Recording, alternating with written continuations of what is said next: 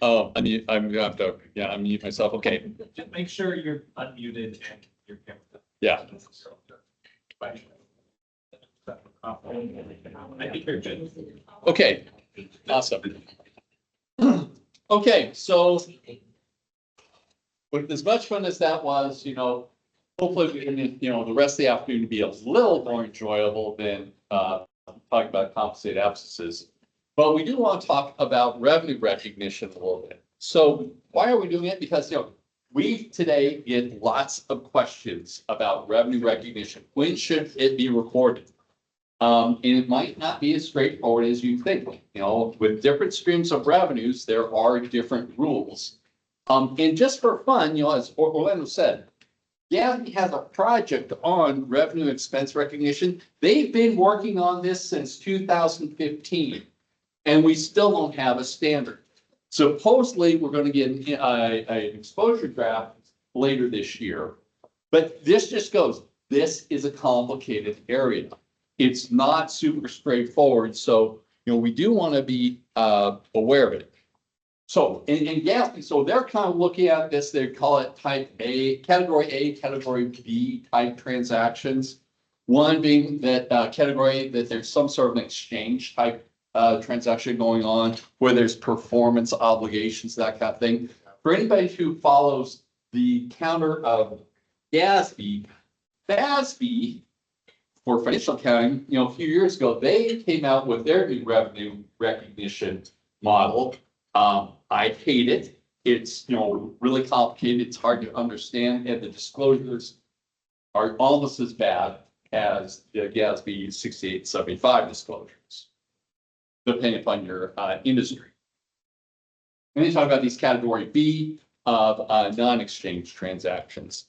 So we'll see what GASB in their infinite wisdom bestows upon us later this year, or at least what they're thinking. Like I said, they've been going on this for a while.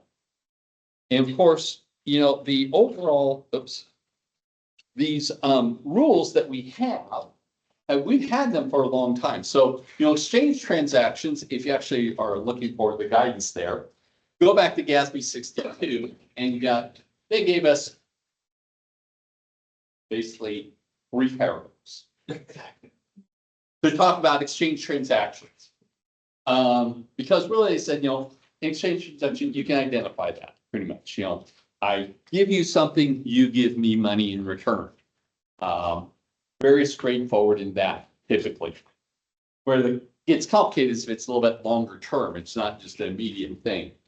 But then non-exchange transactions, they've given us, guidance all the way going back to GASB 24 for a few of them. And then really GASB 33 was the main one that talks about non-exchange transactions. And again, 33, that was issued right before GASB 34. So that thing is now over 25 years old. That's the guidance we still have. So it's still been around for a long time. And then 36, I love 36. It was the shortest standard ever issued. I think there's 4 paragraphs to it. Only one of which actually tells you anything. So, yeah. So very quickly, GASB 24, way back when they said, we need some guidance on pass-through grants, food stamps, and on-behalf payments. Now, food stamps, I don't think anybody in this room has to deal with accounting for food stamps. Okay, that's all taken care of by states or other organizations.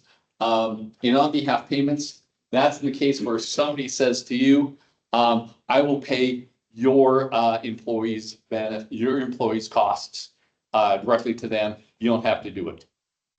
If in that case, on-behalf payments, when I've made that payment, you should be recognizing revenue and expense the same amount. Very straightforward on that. GASB 33 did change the guidance on those pass-through grants. So when we talk about that, food stamps, essentially, when they're issued, if you're responsible for it, you would be recording revenue expense in the same amount also. So don't really need to talk about 24 too much, but it is there. So GASB 33. So they gave us, for non-exchange transactions, 4 classes. So, and we're going to talk about each of these because each of these has different rules for recognition of the asset associated with it and the revenue recognition of it. And those may not occur at the same time, depending upon the basis of accounting that's being dealt with. Because we do have, of course, everybody, they say, you're going to have it on the modified accrual for governmental funds. And then for full accrual presentations for like proprietary funds or government wide, we have different recognition rules. So yeah, so we should always be looking at, okay, when should we recognize an asset? And that's going to be, typically either cash. I got cash, I got to do something with it, right? Or should I have a receivable that I record? So we have that asset when that should be recognized, as well as then the offsetting revenue. When do we recognize the revenue? And if it's not revenue, what is it? Is it maybe unearned revenue or unavailable revenues? And there's a difference between those. And of course, the question is always, what basis of accounting? Now, most people, when it comes to the budgetary basis, largely you're operating on a cash basis for revenues with then year-end accruals for those things if you're on, if you're budgeting on the modified accrual basis. Modified accrual basis, or that's for the governmental funds, and then the full accrual for your government-wide proprietary funds.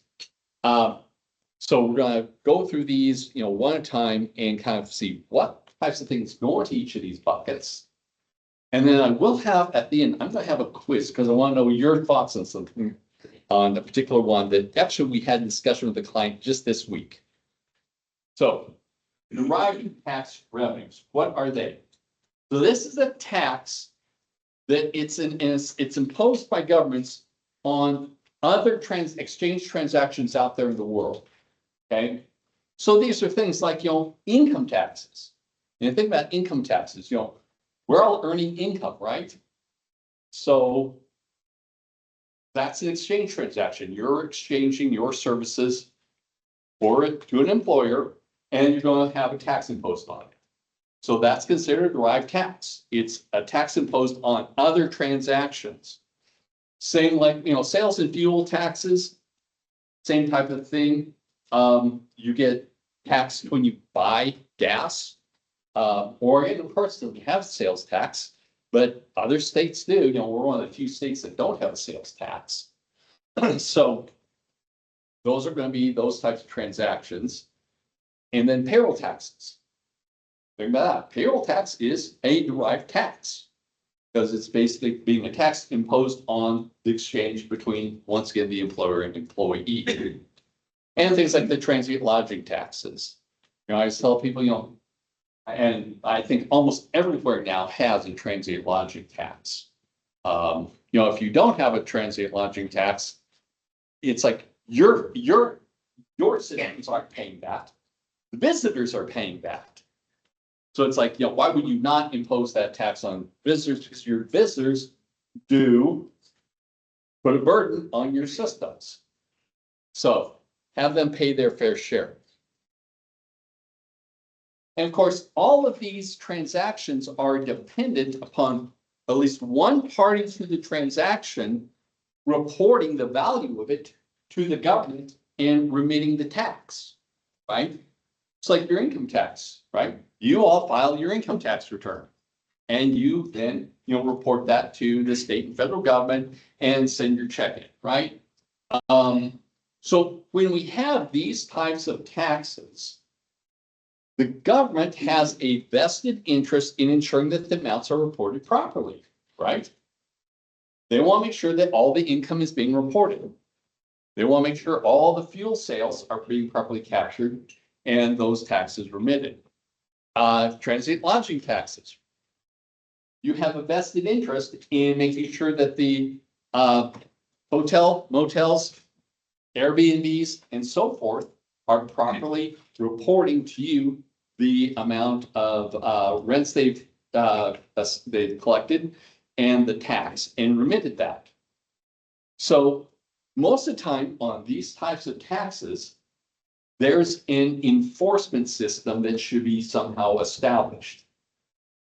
One of the things I thought about this as I put these together is, recently, last year, City of Salem wanted to impose a new payroll tax specifically for police and parks. They wanted to, because they're saying, well, we're running out of money. We need a new revenue source. So City Council decided, let's impose a city payroll tax. And I thought to myself, you guys are really seriously thinking about this, because it was going to be imposed on wages earned within the city limits of Salem. Okay, let's think about this for a moment. I have a truck driver, maybe stationed, their home base is in Albany, and they deliver goods to a business in Salem. Taxable to Salem? Probably some of it might be.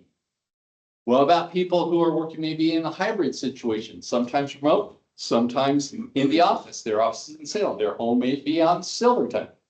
Okay, taxable, not. It's going to be such a huge mess to try and figure out how to develop a proper enforcement system for it. Thank goodness, enough people in the city of Salem got together and says, this is a bad idea.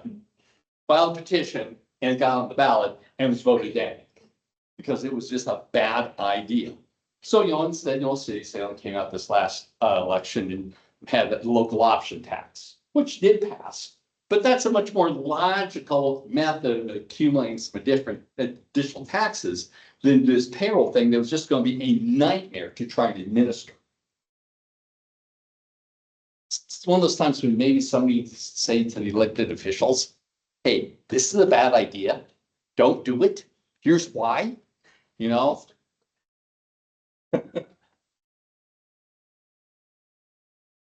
So, in a derived tax revenue, the asset would be recognized in the period in which the transaction, in the period when the transaction occurs, that the tax is imposed on.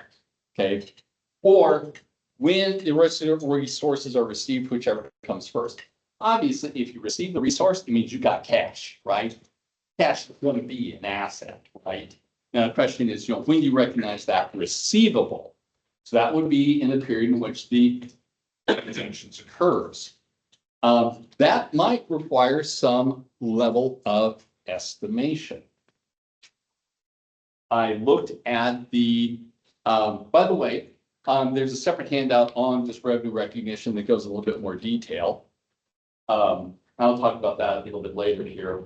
I looked at the state of Oregon's ARPA, sorry. ARPA. Sorry, for 30 some years, it's been it's like an ARPA. So, I looked at their ARPA, and actually the state of Oregon has in their, disclosures, their revenue recognition for income taxes. So they have a June 30 year end. They report on June 30 year end.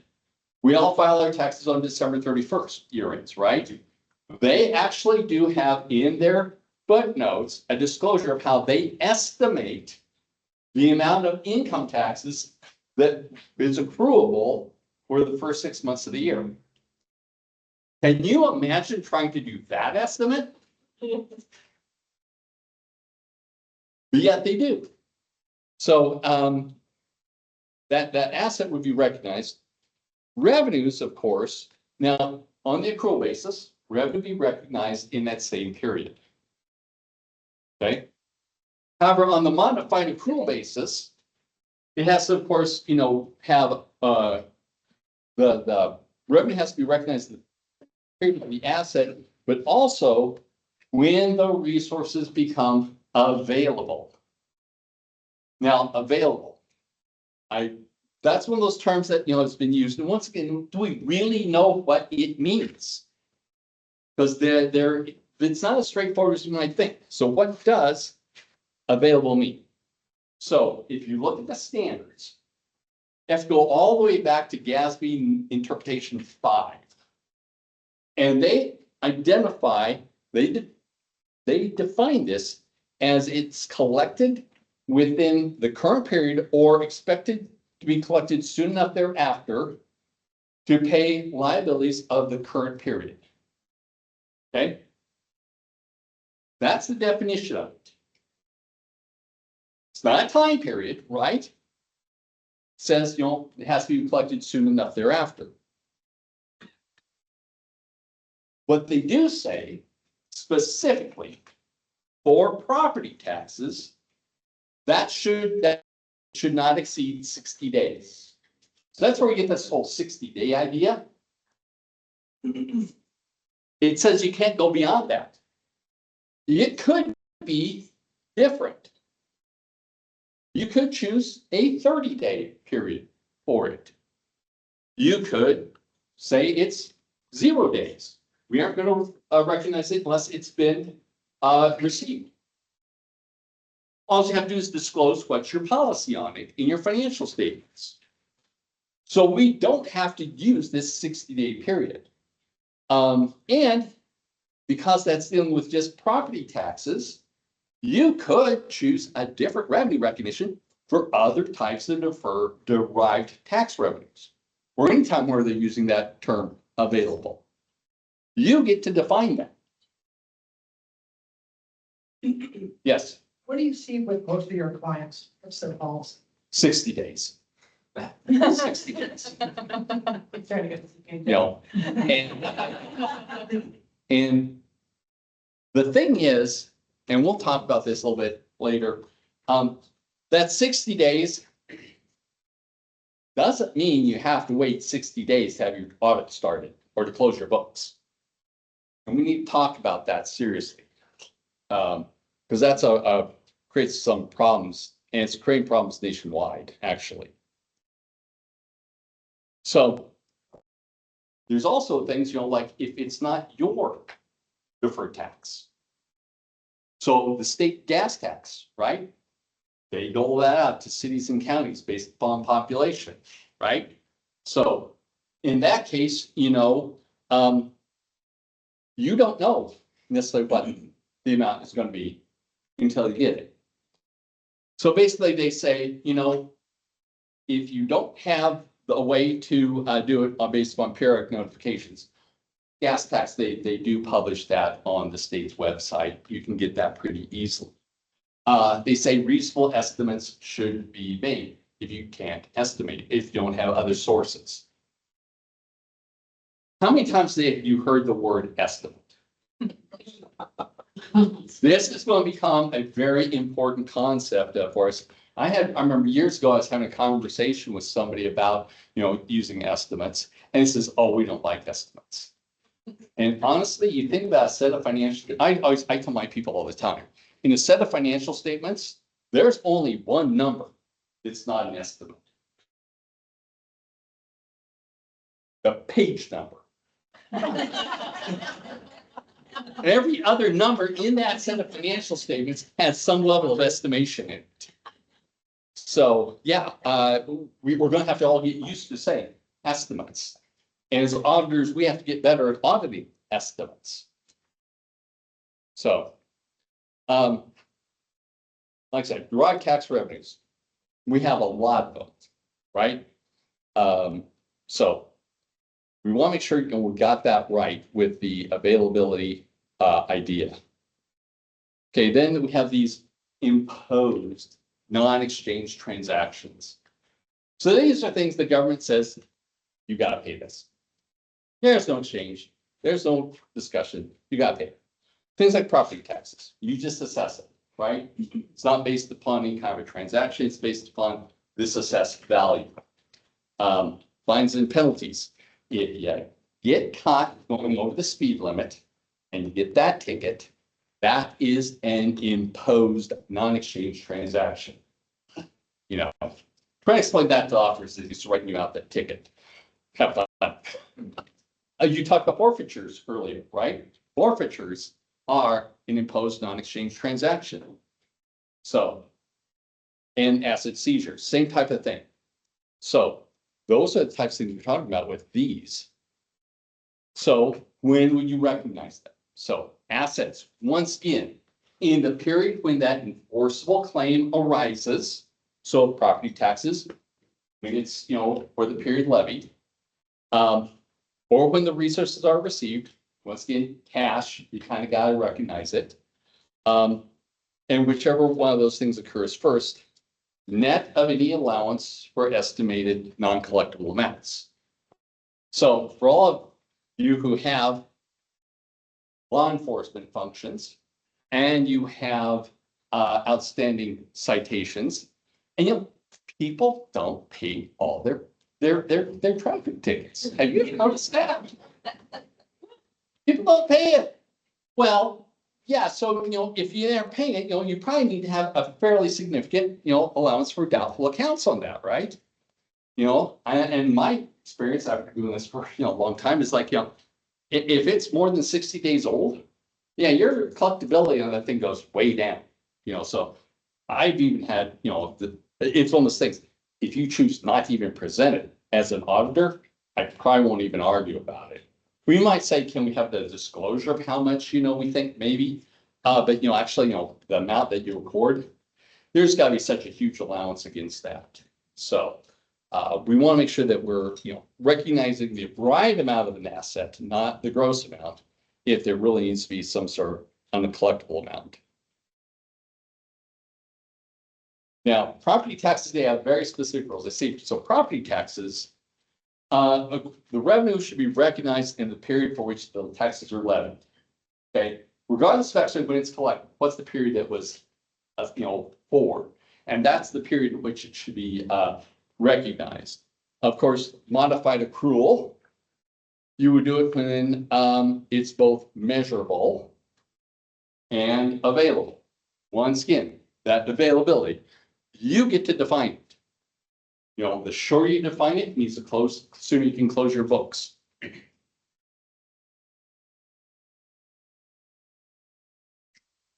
Now, all other ones, so everything other than property taxes, will be carved out, because property taxes is a huge thing, right? Nationwide. Is there a place that doesn't have a property tax that you know of? I don't know of a jurisdiction that doesn't. There might be one, but I don't know what it is. So you're going to recognize the revenue in the same period as that asset on the accrual basis. Okay. That's why, like on your government-wide statements, when we convert from the modified accrual governmental funds to the full accrual government-wide, that unavailable revenue that gets eliminated in that process. So you recognize the revenue in the same period as the asset. And once again, modified accrual, recognize the period the claim arises and it becomes available.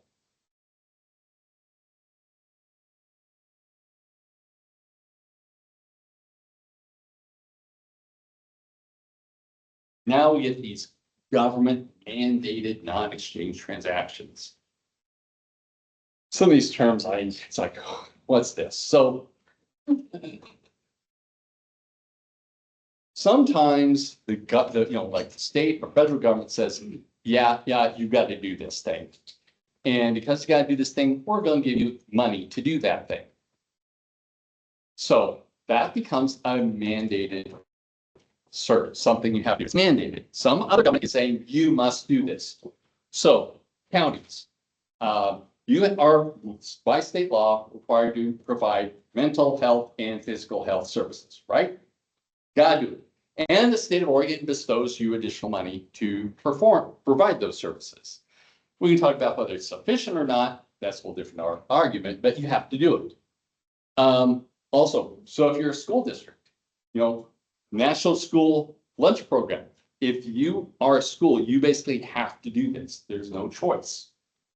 These are things that you don't get a choice. You just have to do, but you're going to get some revenue to help you do it. So usually when we have these, there are specific elements specific requirements you have to do, right? So usually there's going to be some sort of eligibility. You can only use these funds for the thing that we gave you it for. Makes sense, right? Sometimes there's a time period. You need to use it within this time period. There will be a beginning date, ending date. You know, for those of us in the federal awards program, we call that the period of performance. So you might have, you know, one or both of those in the use requirements. And of course, those things can impact the recognition of things. Now, when you have this relationship between one government and another government, well, what's revenue to you is somebody else's expenditure. What's an asset to you might be somebody else's liability. So there needs to be parity between these two when you look at the various levels of government. So in this case, you know, the asset for the recipient, you, and the liability for the provider, probably the state of Oregon, that'd be recognized in the period when all applicable requirements are met. So, how many people here have dealt with the coronavirus state and local fiscal recovery funds? ARPA, right? Everybody, right? Yeah. Well, that was a government mandated program. You got the money and he said you can use it for these things. And if you don't use it for those things, you got to give it back, right? Okay, so you think about this. From the federal government's level, they need to know how that these actually have been used. Because in the use of it is when you've met the eligibility requirements for it, right? So that's why they had to develop that reporting mechanism. So the federal government, in theory, this is in theory, you know, that the federal government would actually know how much they should be recognizing as a liability or an expenditure. I don't want to think about the federal government too much. But anyways, so the revenues on the accrual basis, the revenue for the recipient, you, and the expenditure for the provider, we recognize in the same period as that asset or liability. Okay. So in the period that you get the asset, that you would also be that they would be recognizing the liability. Basically, on accrual basis, those would be recognized in the same period. On a modified accrual basis, also keeping that parity, you're going to recognize revenue when the applicable eligibility requirements are met. Either use or time, whichever it is, then you can recognize that revenue. And then the final category of these revenues is our voluntary non-exchange transaction. So these are things where you voluntarily enter into this transaction with somebody. So most grants are what we consider to be these voluntary non-exchange transactions. You're willingly entering into this grant agreement with another government to get the resources to do something that you want to do, not that the other federal government, that another government is telling you you must do. It's voluntary. So most grants, donations for specific purposes, you know, say somebody, you know, in your jurisdiction passes away, leaves you money to be used for parks. Okay, well, guess what? You can recognize you're going to be, those are going to be voluntary transactions. Generally speaking, because there's always exceptions, right? These follow the same recognition rules as those government mandated non-exchange transactions. Because usually there's eligibility, there's use requirements, right? You get these for a specific thing. You know, you enter a grant to build a new water treatment plant, and you instead use it for a park. Can't do that, right? Okay, non-eligible use. So it has to use that eligibility. So when you meet those eligibility requirements, that's when you can recognize these things. But the exception is if you receive an asset that's basically required to be permanently non-expendable. Somebody gives you that, they die, they leave you the city a donation as form of a bequest that has to be maintained in perpetuity, but you can use all the revenue for parks.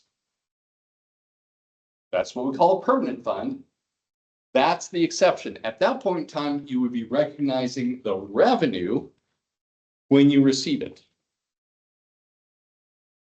Now, most of these grants has some sort of a reporting mechanism, right? You have to tell them how much you expended, because most of these operate on a reimbursement basis. Okay, so you're going to have to do that. So basically, GASB says, you know, it basically met all the requirements. You just haven't filed the paperwork. So don't delay that recognition just for that paperwork. For purely routine type of things, so go ahead, you've met the eligibility requirements. You just need to file the paperwork to get it.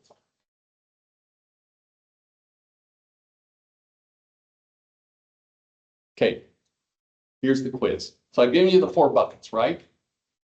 Derived. I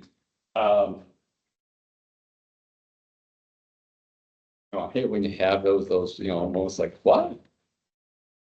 Oh, yeah, derived, imposed, government mandated, voluntary. Those 4 buckets. Here's the question. So counties and cities over the population in excess of $10,000, you're getting opioid settlement money, are you not? Okay. Opioid settlement money. What 4 of those 4 buckets do you think that falls into? Okay. How many people would say it's going to fall into the voluntary non-exchange? Okay, I got a couple. Okay. Government mandated non-exchange? Anybody? I see a few nods. Okay, how about an imposed non-exchange? Maybe. Or an exchange transaction.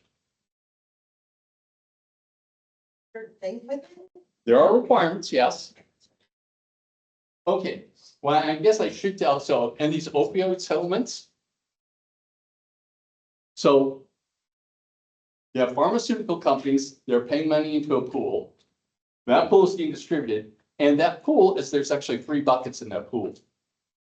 Okay, there's what they call the subdivision pool. And that's money that's earmarked to go to local governments, cities and counties.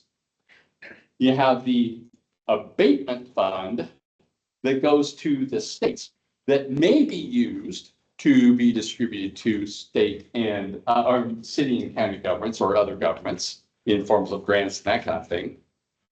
And then you have basically the state fund that's the state's money. Okay. So the answer is, and GFOA actually has a great about 10-minute video on this. And it is an exchange type transaction. Everyone says, huh? Why? Because the pharmaceutical companies were being bombarded with lawsuits from a bunch of different jurisdictions. Okay. Basically, they came to this settlement that says, if you guys stop suing us, we'll put this money in. Okay. That is an exchange.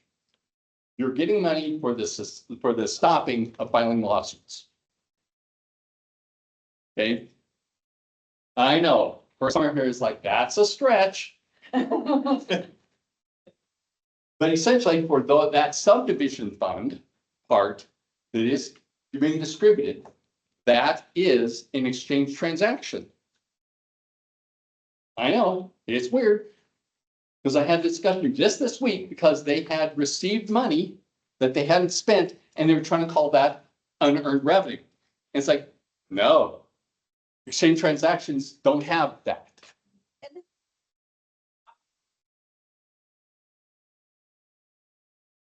You were given that money.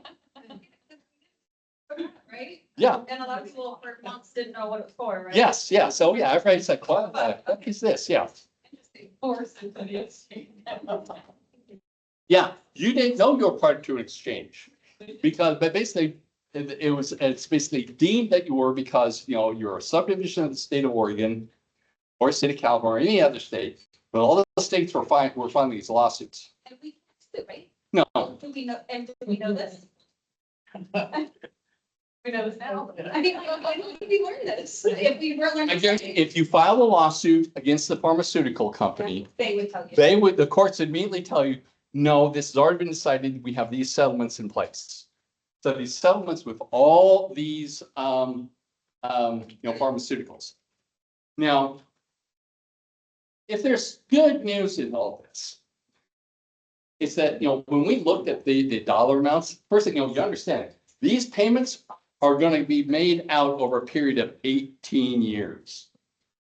Okay. So as of today, we have about 15 more years of payments that's going to happen on these things. And these are payments made by the pharmaceuticals. Now, I don't know about you, but I don't bank on anything for the next 15 years. Okay, we don't know what's really going to happen in the next 15 years. So we looked at this and we actually, there was some information where you could, determine about how much you were going to get over 18 years. And then we said, okay, you would need to have some sort of potential allowance for doubtful account on this. Because I don't know about you, but if I'm relying upon pharmaceuticals to be around for 15 more years, I don't know that they are. If they declare bankrupt, this is going to go away. Or there could be additional legal settlements or legal agreements going on over the next 15 years. I said, when we look at the dollar amounts, it's probably not material to most governments. So we've basically said, we aren't going to make you record an additional receivable for this amount that might be collected over the next 15 years. Here's a few where it got material. When we looked at the dollar amount, it's like, yeah, that is material. So then we've had separate discussions. But I guess, the main thing would be here is, it is. So when you receive that money, yeah, it's revenue. Whether you expend it, and there are some restricted purposes for it. So in your financial statements, that'd be part of your restricted fund balance or net position.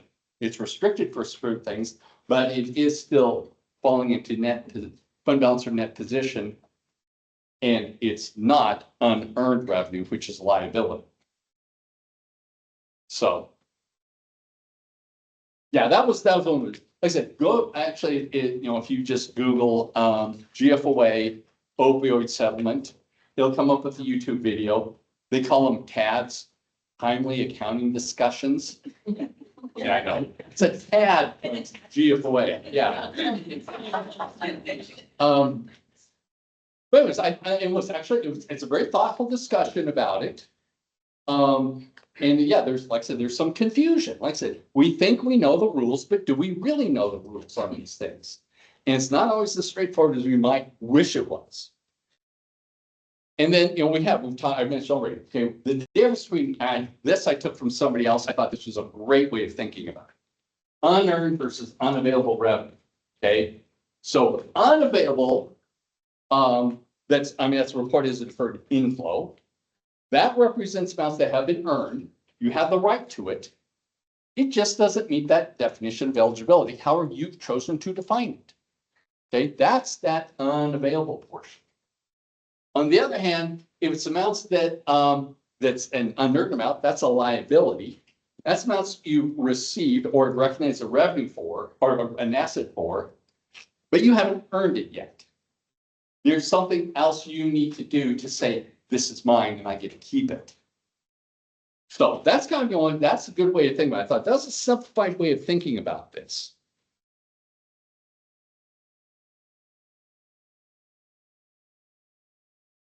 And then, of course, budgetary recognition. Now, you have to remember, GASB does not promulgate budgetary requirements. Other than the presentation of it, they don't tell how you recognize things at a budgetary level. That's your choice.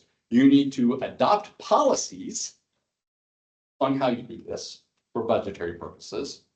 We have one client, they budget on a cash basis, they produce a full ACFR. So we have to basically have cash basis, but budget actuals, then modified accrual basis, governmental funds, and then full accrual, It's like, it's accounting gyrations, but it's all debits and credits at the end of the day. So we can do that. But so those policies can be adopted and you can change them over time as you might think that it's appropriate. So that's the great thing about policies. Those are things you get to choose. So your choices can make things as easy or difficult as you want. Okay. So, like I said, these rules we've had around for a long, long time, but we still sometimes struggle with understanding what they really are. So are there any questions on any of these specific things that's come up that we've questioned it? So, okay. Well, I'm now going to turn this over. So, Michael Kinsey, I'm hoping this works. Michael Kinsey, he lives in Florida, one of our managers. Great guy if you've not worked with him. He's going to talk about internal controls for compliance. So, Michael, can you try and talk? Because I'm not sure if the speakers are working in the room or not. Can you hear me? Okay, they aren't. So I'm going to have to do a couple things here. Hopefully I can get this to work.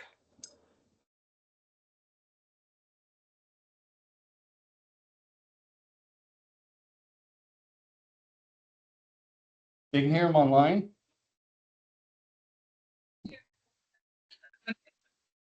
Well, I've got, yeah, okay.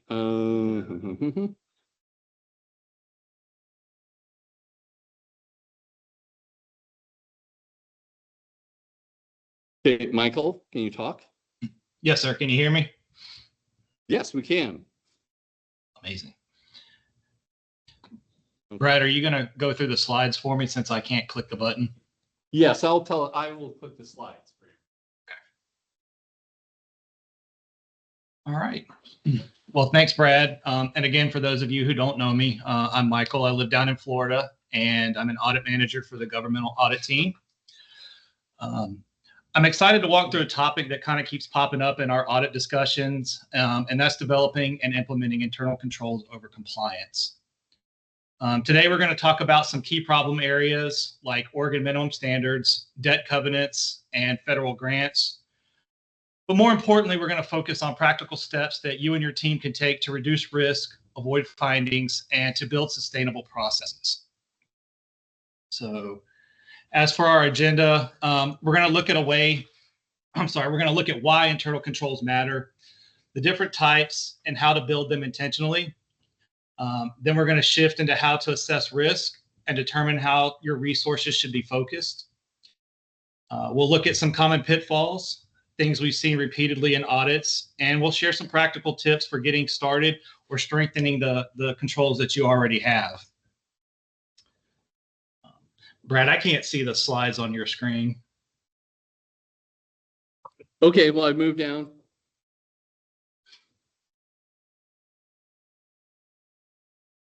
Your camera's off is what I mean. Yeah, I know. I can't do both. I can't. I got you. Yeah, so. Okay. Just tell me when in advance and I will. Okay, I'm on the second agenda slide. Yep. All right. So after that, we'll get pretty specific. We'll talk about the three most common problem areas, as I mentioned before, minimum standards, debt covenants, and federal grants. We'll define what auditors mean when we say directive material, and we'll show you where written policies are required, especially around things such as allowable costs. And then finally, we'll open up the floor for any questions that you may have. Next slide. All right. So let's start with the big picture. Internal controls aren't just for us. They're for everybody, and they are essential for protecting your mission, your funding, and your credibility. What we often see are processes that are assumed to be working just because, and let me know if you've heard this before, that's the way we've always done it. Unfortunately, that's where the risk creeps in, especially in grant reporting, purchasing, and financial statement preparation. Controls are how you protect taxpayer dollars and ensure that the public has trust. Next. Okay, so before we jump into any specific areas, let's define what we mean by internal controls. So at its core, it's about alignment. We want to align, make everything into, a straight line. So we want to create policies that are based on our expectations. And then we want to develop procedures on how those expectations get carried out. And then we want to create controls so that we can monitor and that we can verify. If any one of those three layers is missing, that's when our systems can break down. We as auditors often audit entities where procedures exist, but there's no policy, or worse, there's no control to verify that it's actually being done. So that's the key. You need to have a policy, and we have to be able to verify that it's being implemented. So you may say that the senior accountant does the bank reconciliation and the finance director reviews it, but if there's no initials or reviewed or date from the finance director, then we have no way to prove that the control is actually being carried out. So it's important that all three are required for a functioning internal control environment. Are there any questions so far? Nope. Nope. All right. So we'll go on to the next slide. So not all controls that we have are created equal, and each one of them serves a different purpose. So the first one is preventative controls, and these are the most ideal because they stop the problems at the gate. So if you think about approval workflows, user permissions, or system alerts, maybe something that's built into the software, that's going to be a preventative control and enable you to stop an error before it actually occurs. The next one is detective controls, which catch errors after they happen. So think about things like a reconciliation or some kind of report. This is probably the control that most people are most familiar with. And then finally, corrective controls, which are how you learn from your mistake. That can be policy updates or possibly having staff retraining. If we figure out that something's not working properly, we can go back, we can corrective, and then we can have it well going forward. And I suggest to find the most success with internal controls, you want to have a healthy mix of all three of these. Next slide. All right, so let's say you have a control or you need to design a new control. How do I do that? I think it's really kind of an easy 5-step process. First thing you want to do is start out with what's the risk or what's the regulation. So ask yourself, what can go wrong or what am I required to do? Then you want to kind of define your goal. So for example, I want to ensure that I'm going to report my grant reporting timely. After that, you want to find somebody who's accountable and then make sure to document the step-by-step process. And then finally, you want to test it out. You got to find out, does it actually work? This keeps your controls intentional and actionable and not just ideas that kind of float around in a binder somewhere. Any questions? None so far. None? Okay. All right, so next slide. So what is risk assessment? Risk assessment is basically the compass that tells you where you need to apply controls. So one thing to kind of keep in mind is that not everything needs to have tight oversight. You really want to focus on identifying those areas that are both high risk and high impact. So for example, federal grant expenditures or debt covenant monitoring, those would be high risk, high impact. Those are the things that you're going to want to focus on. Again, the goal here isn't to control everything, it's to control what matters most. Next slide. All right, so let's be blunt. Non-compliance can really hurt. It can mean you lose current or future funding. It can trigger bond covenant violations. It could cause you to be flagged by the State Oversight Committee. But beyond losing dollars, it also weakens public confidence. It can affect levies. It can affect elections. It can affect leadership continuity. We just have to kind of recognize that every deficiency that we have, it can have a ripple and a trickle down effect. Next slide. All right. So designing controls is one thing, but implementing, well, that's a whole nother story. So my first piece of advice would be, don't try to fix everything at once. Find out what your top risk area is and focus on that. Make sure that you involve your frontline staff. They know what's going on the best. They deal with it every single day, and they're going to be your best resource for, hey, where are the biggest risks? Where are we doing things correctly and avoiding risk? And then you kind of want to set up some kind of visual aid, like a control calendar, possibly an approval log, or maybe a year-end checklist or a monthly checklist. And then I really encourage you to revisit them every single year. Again, internal controls is not a set it and forget it task. It's something that you're constantly focusing on, constantly having to evolve and to change based on everything that's kind of changing around us. Any questions before we go on? Nope. Nope. Right. All right. So let's talk a little bit about minimum standards. As you all know, these are not optional. They're statutory benchmarks that every municipal body is expected to follow. And honestly, most of the findings that we see in this area are completely preventable. So what are some of those common issues? Again, no written financial policies, procedures that only exist in somebody's head. It's not actually written down. No separation of duties because one person is just kind of doing everything. And the fixes for these are really kind of straightforward. You know, just document the basics of the control of what's going on and what the process is. And then assign someone to review that or to serve as a backup for that person. That alone can keep you from getting dinged on repeat findings. So we have a finding in 1 year.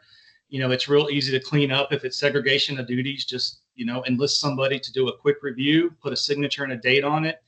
And, you know, you've got a real simple control for a bank wreck. But just to kind of give you some more ideas of some real examples that we saw this past audit season. We saw some non-compliance with debt covenants. We saw some mismatched budgetary summaries. So the LV1 didn't align with the supporting budget sheets. We saw some budget to actual variances that weren't explained. And we also saw cases where expenditures exceeded appropriation, which, as you know, is something that the state really watches closely on. So again, these standards are foundational, and we want to make sure that we get them right to protect us from larger problems later on.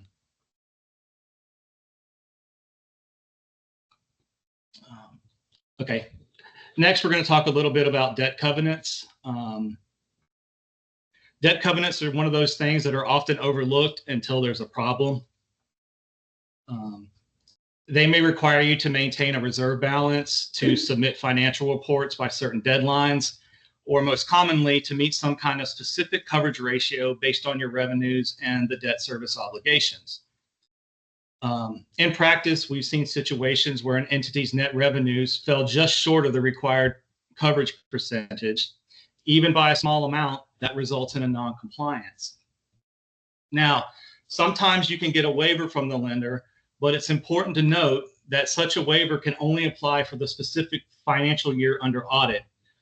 So if you don't meet the covenant in the following year, unfortunately, you got to get a new waiver for the second year to make sure that they are still going to give you the waiver for not meeting that covenant.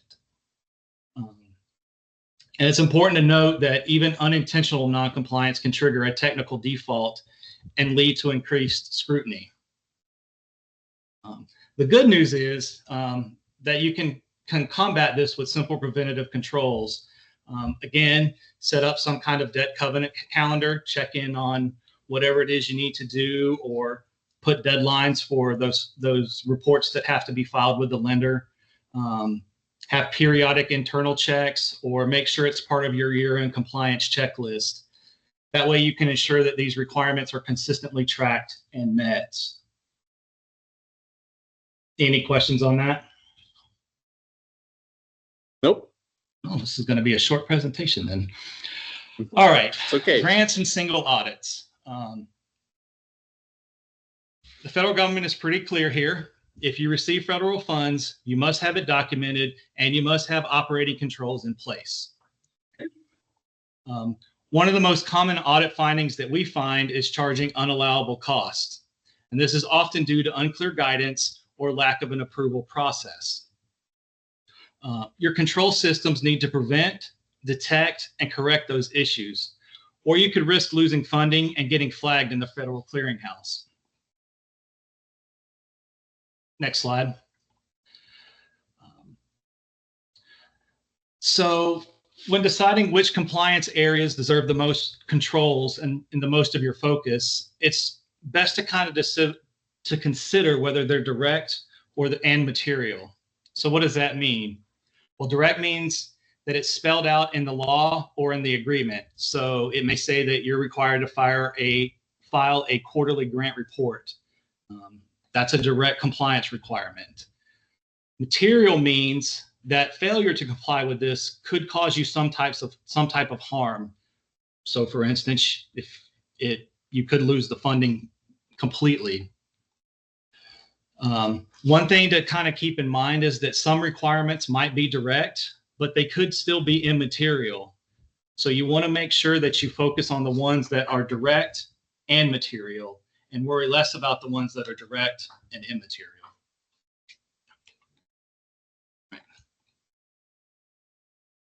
Next slide, Brad. All right. So every federal program requires written guidance on cost allowability. That's very important, so I'm going to say it again. Every federal program requires written guidance on cost allowability. What that means is you must define in writing what costs are permitted and how they're reviewed. Without this, it doesn't matter how well you manage expenses, your internal control system will fail audit testing.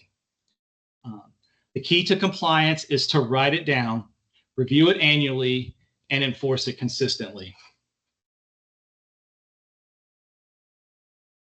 Any questions?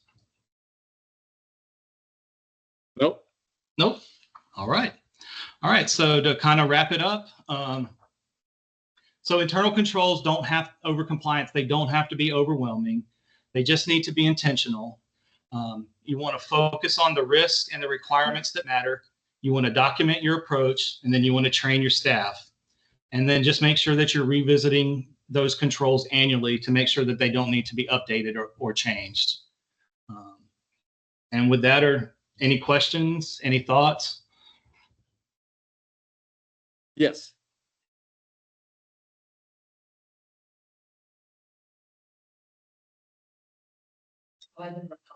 Yes. Well, I mean, most of our clients are using the de minimis rule. So that basically said, you could use up to 10%. A lot of our grants, a lot of grants though you receive don't really allow for indirect costs. A lot of the state grants, particularly, it's a one-to-one reimbursement for direct costs only. So it kind of depends upon the specific requirements of the grant. And some do allow specific amounts. Very few of our clients actually have, I don't know any of our clients that has a blanket indirect cost rate. The indirect cost rates are going to go up. They're, with the latest revision, those will be going up to 15%.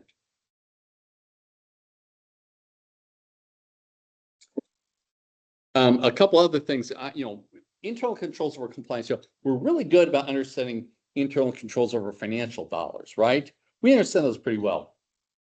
And the best analogy I've ever heard and I used quite often is, when we're talking about internal controls over compliance, is you're driving down the street, okay? Now, you're driving down the street, what is the compliance requirement? Okay, the rule is you're not supposed to exceed the speed limit, right? That's your compliance requirement. Okay, what is your control?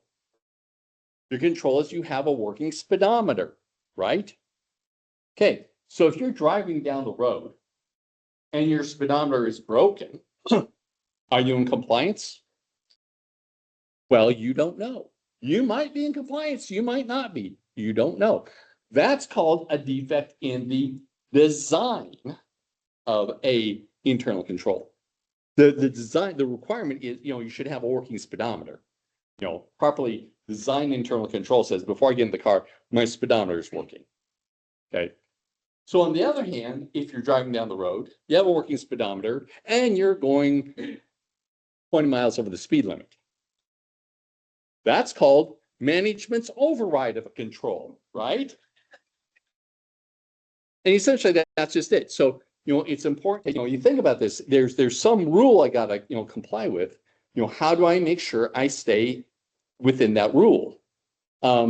It's much more, compliance controls are much more nebulous than kind of our standard. Just a second, somebody's wanting to get in. I have to keep admitting people. Okay. They're much more nebulous than our financial statement type control or financial, dollar amount controls. Those we're pretty good at. The compliance ones, they're very much more nebulous. And as Michael pointed out, you really should always have, he mentioned segregation of duties, right? Shouldn't have two people, you shouldn't have one person doing any of one thing, right? Compliance is the same idea. You shouldn't have just one person responsible for it. You can't have one person's responsible and then somebody needs to be checking. There has to be some sort of a supervisory or review of that. Things like, he mentioned allowable costs more than once. Well, you can have somebody completing, the grant reimbursement request. Okay, that's great. They have all the information that should be reviewed by somebody else before it's submitted. And somehow we've documented that, review. That's a control. Just having that one person do it, that doesn't quite cut it. So we do have to, and as Mike said, we want to look at those things that are direct and material also. There could be a lot of things that are indirect or immaterial that we don't necessarily need to be so concerned about. So thank you, Michael, for that. Appreciate it. I'm going to switch us back so you can see us again. I love technology. Yeah, they gave me a new laptop. It has one main USB port. Thank you, IT. It has a tiny screen, I don't know about you, but my eyes are getting old. I need a bigger screen. If I had the screen that I'd want, it'd be like a 20-inch, Anyways. You need to get a little fold out. Yeah, something, It really stinks getting old. My eyesight. Okay. So with that, I'm going to turn it back over to Fierce. He's going to talk about some of the end of ARPA funds. Thank you. Thank you, Michael. But everyone hears me, right? Just making sure we switch the port. All right, so my topic will be very short. And I'm not gonna cover, the details or like the definition, eligibility requirements. Those rules have been laid out the past 4, maybe 5 years of this program or this fund. And so I'm only gonna cover the end of this program. All right, and we're gonna focus on 2 definitions. First one is the obligation requirement. And the due date on that was December 31st, 2024. And their expenditure requirement or deadline, which will be December 31st, 2026. All right, so let's define, a general rule is that anything that you have not obligated as of December 31st, 2024 would have to be returned to the Treasury. And the other general rule is that anything that you have not expended as of 2026 would have to be returned to the Treasury. There are a couple of frequently asked questions that we're also going to cover later on. But first of all, we're going to define what an obligation is. Like, how do you obligate the fund? Right, so the Treasury defines an obligation as the order placed for property and services and entering into contracts, subawards, and similar transactions that require payment.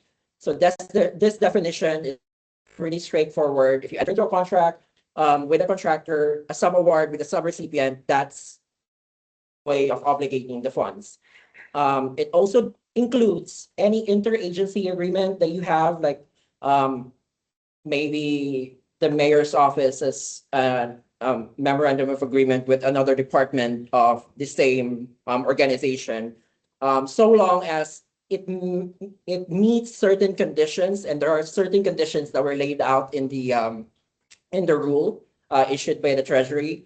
But if it mirrors a transaction that requires a payment similar to a contract or a subaward, then it could qualify as obligating the fund. Now, when you obligate the fund as of December 31st, 2024, you would have to report it by, or should have reported it by January 31st, 2025 for quarterly reporters, and for April 30, 2025 for annual reporters. And so again, I would just like to emphasize that any funds not obligated as of that deadline date would have to be returned to the Treasury. Now let's go over some frequently asked questions. I mean, there are questions sent by recipients, agencies to the Treasury, and the Treasury issued an FAQ to everyone just to clarify certain matters. Right. The first question in there is that what if I'm not entering into a contract or a subaward, but I have been using the funds, the ARPA funds, to fund certain positions that are eligible, and those positions, I'm going to continue funding them all the way through December 31st, 2026. And the Treasury says, yes, that's allowed, so long as it meets the eligibility requirements, and that you're also reporting that in your project and expenditure report.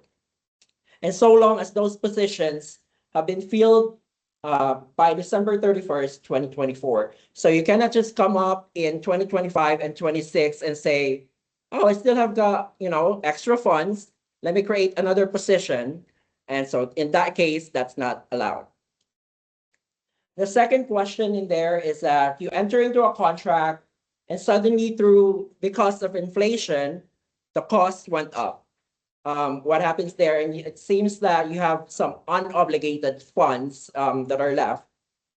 And in that case, the Treasury says, yes, you can use your funds so long as the contract was entered as of December 31st, 2024, and the contract allows for change orders and contract contingencies. And the keywords there is that the contract allows for change orders and contingencies, because if it doesn't, then basically it's a fixed contract, and anything beyond that are not reimbursable against the ARPA fund.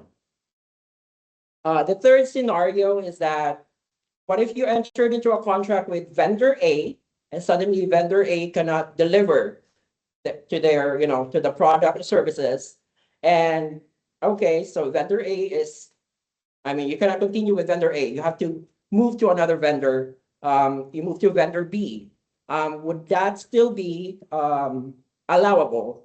And the Treasury says yes, if it is substantially the same contract and substantially the same purpose. And it's and it was to replace a contract that had been obligated as of the obligation deadline date. Right.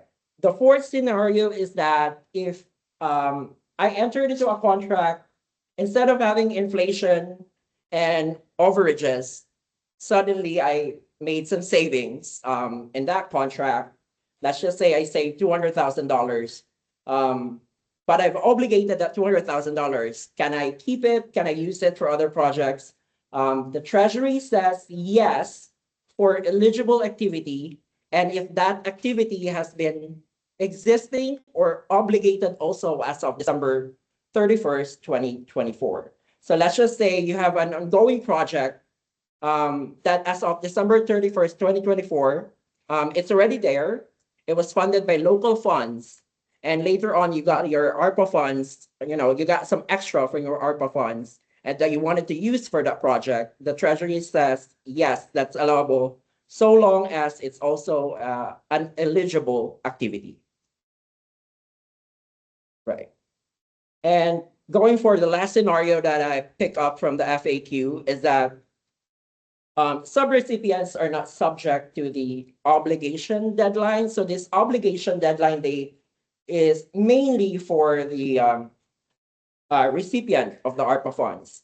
So if you're a contractor, you're a subrecipient, other than you contracting with the recipient or completing your sub-award obligations, you're not, other than that, you're not obligated to comply with that deadline. But as far as the recipient though, as a recipient, if there's anything that is unexpended by your subrecipients, that would have to be, it's a term, clawed back and returned to the Treasury as a general rule. Questions on obligation requirement or obligation deadline? I mean, it has passed. So hopefully if you have ARPA funds and you have complied with the deadline and the reporting. Right. And then we go over to the expenditure requirement. And so the general rule here is that any funds not expended for eligible uses by the timelines, and I've underlined here, including any funds that have been provided to subrecipients but not fully expended under subawards, must be returned to the Treasury.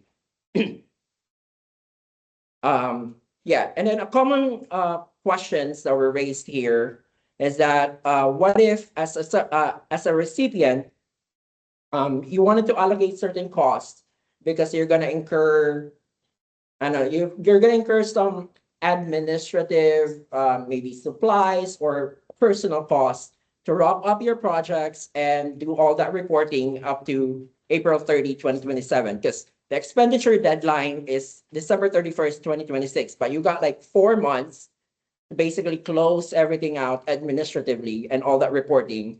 And maybe you're going to incur some costs, so long as you have already put it in the project and expenditure report during that first deadline. That the Treasury says, yes, you can expend the funds to cover your administrative closeout costs.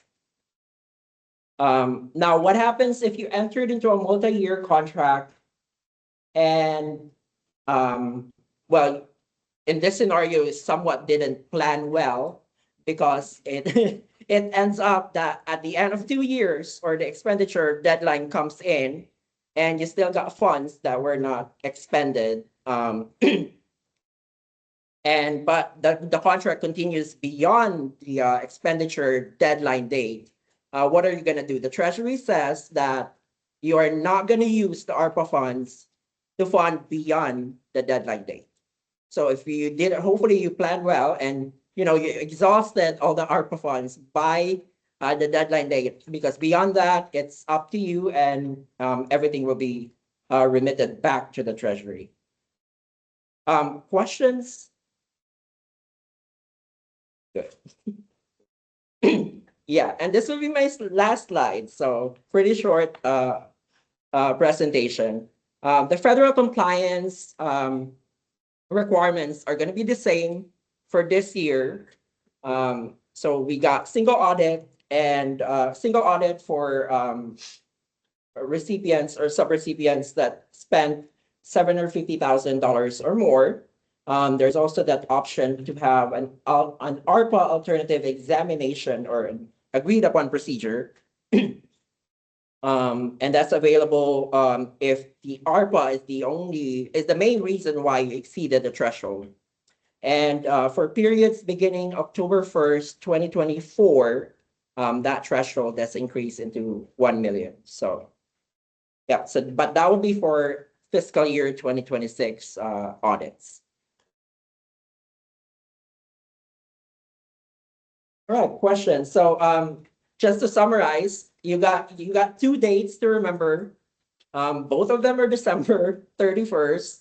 And then you got your quarterly reporting if you're quarterly reporters, and you got your annual reporting. And so other than the December 31st, 24 and 26, your final reporting will be on April 30th, 2027. So hopefully if you got ARPA funds that you've obligated them by the deadline date, and you're gonna spend them by the expenditure deadline. Right? Oh, question. If you did revenue replacement, did you just report revenue replacement? You didn't have to report each project, right? Correct, yes, You yeah. just had to report revenue. And you still got money as of December 31st that were not expended? But it's obligated, but we didn't report it as an expense. We reported it as revenue replacement, Yes, which yes, is fine, right? yes. Okay. So one of the questions I would have is, we're all spent, we've been all spent for a couple of years, but we still had to do Yeah, the the reporting, April right? reporting. I- Can't we close this out so we don't have to do one for 26 and 27? I know, I mean, it's like, Please, nothing. you've dealt with the federal government. I know. Yeah. Yeah.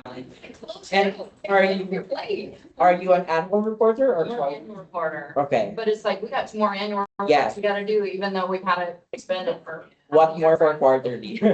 So, yes, I believe, Oh. I didn't see any exceptions there. I think you have to report every, It's like they can't close you out. They don't understand that they can shorten their list of who they have to Yeah. monitor.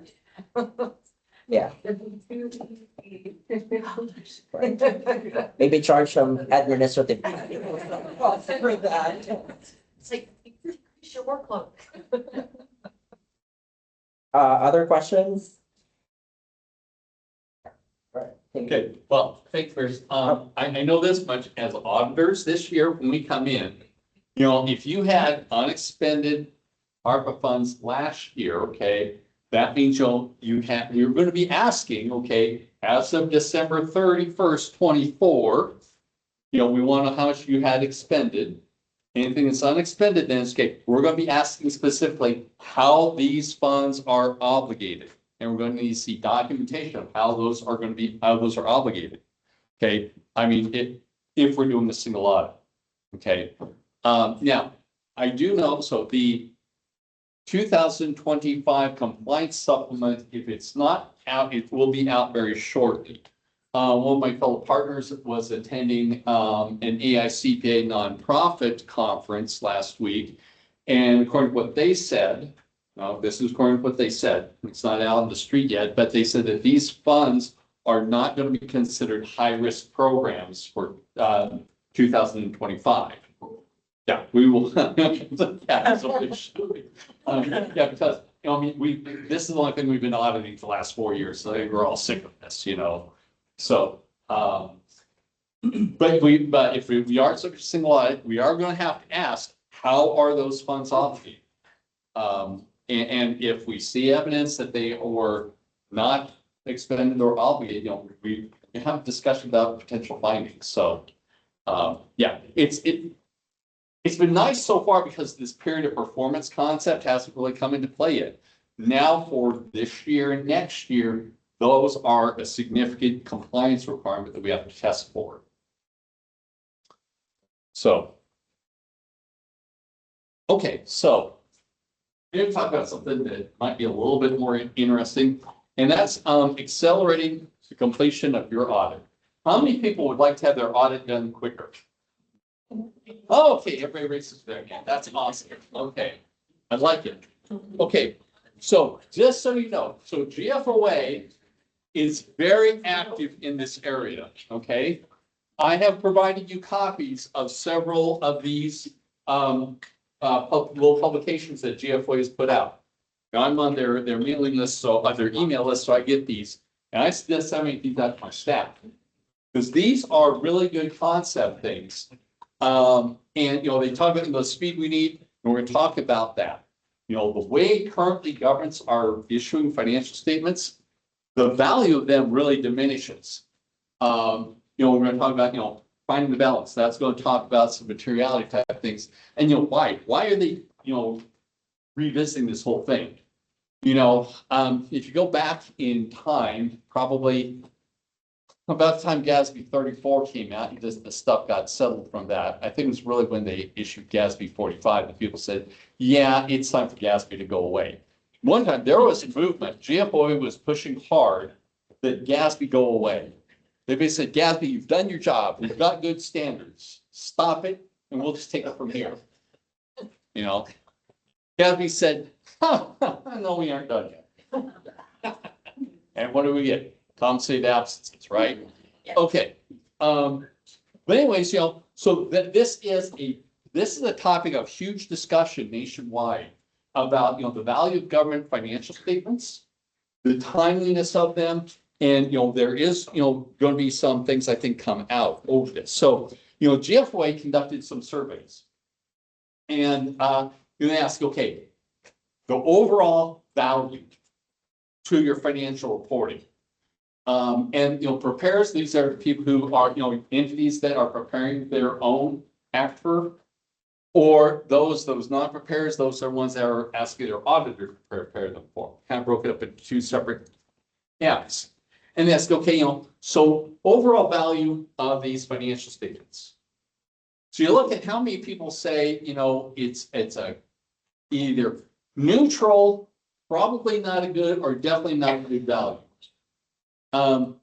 You know, for those that are preparing them themselves, I thought this was fascinating. Those people that are preparing them themselves, you know, there's what, about 45% that think it's less than a great proposition. But those that rely upon somebody else to do it, the vast majority, you know, about 70% think that they are a good value. I thought that was kind of strange that you know, but the question is, you know, how good of a value are the overall financial statements?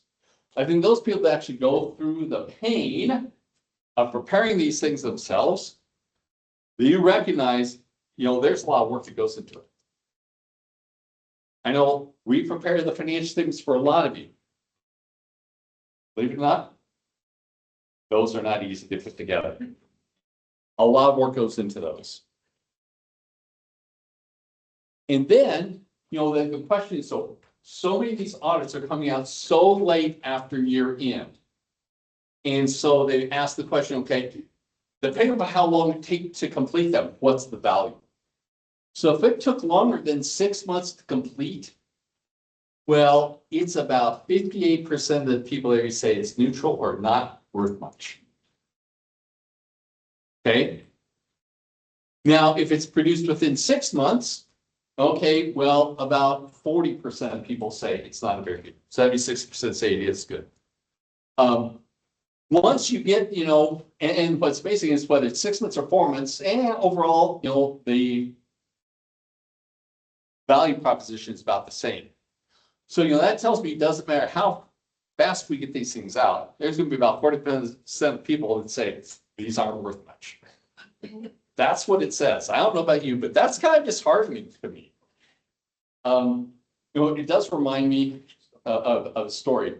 My my now almost retired fellow partner, Doug Parham, who, you know, I worked, you know, for years with him in the governmental arena. One year at one of these meetings, he asked the question, what's the best use you found of your annual financial report? One person raised their hand and says, yeah, you know, it's about this thick every year. And we have one table in our office that one leg is about that short. So every year we put a new copy of it and it's good for a year. I mean, you know, really, sometimes I feel like that. You know, this is not the sexiest thing in the world that you could do. So, anyways, you know, when they ask people, you know, those that don't have a very good feeling about this, for those people who said, okay, so it's a good value, they believe that overall, you know, it serves a greater good, provides real value decision making, and it's important for issuing debt. For those people who feel like it's a good value. For those who say that it's not a good value, well, they say GASB rules make it too expensive. And at the end of the day, who can read these things? Right? I'm your layperson, they get these in. When we present to your governing body, you know, I've learned I've talked more than 5 minutes about it, and lace eyes, you know. These things are difficult to understand and read. So, you know, there's a real question about the value proposition out there. You know, and this is GFOA.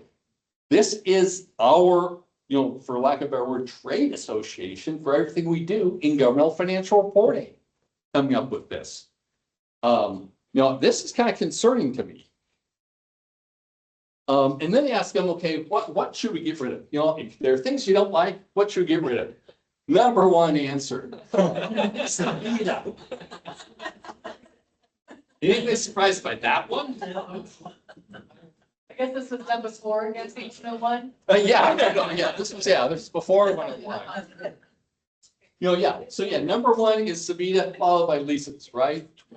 Okay, you know, and in the lease one, you know, they kind of followed up a lot of stuff on what FASB did. First, I wish GASB would quit listening to what FASB's doing, because FASB's doing some crazy things out there, and GASB thinks, oh, that's a good idea. So, you know, when FASB was, you know, talking about the lease standard, so one of our partners, Jeremy Diller, he actually sits on the private company council for FASB. And he told FASB on this lease standard, you are looking for a solution to a problem that does not exist. And that's exactly how I feel about subitas and leases for governments. And pretty much now compensated absences. You know, yeah, you know, derivative instruments, we don't have that in Oregon, you know, we're allowed to do this. So I just thought this was an interesting list about things that to get rid of. For some people really like long-term liabilities. So.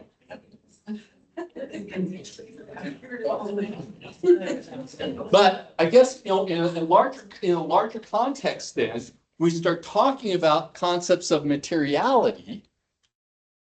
To me, that says, well, nobody really cares about subitas and leases.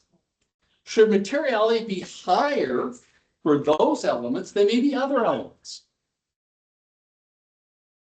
You know, let's think about these things. I'm a big believer, not every financial statement line item is created equal. Some are more important than others.